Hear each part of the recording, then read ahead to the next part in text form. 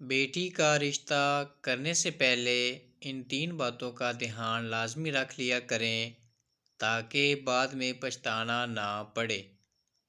رشتہ کرنا ہے تو لڑکے والوں کی 3 باتیں لازمی دیکھنی چاہیے۔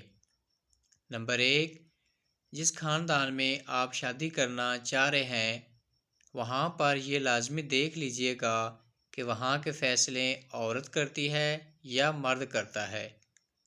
اگر گھر کے فیصلے مرد کرتا ہے تو آپ رشتہ کر لیں۔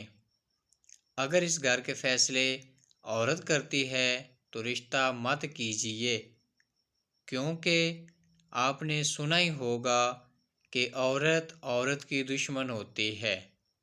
نمبر 2، جس خاندان میں آپ شادی کرنا چاہ رہے ہیں وہاں پر یہ لازمی دیکھ لیجئے گا کہ وہاں کامیاب شادی کا تناسب کیا ہے اور طلاق یافتہ کی ریشو زیادہ تو نہیں۔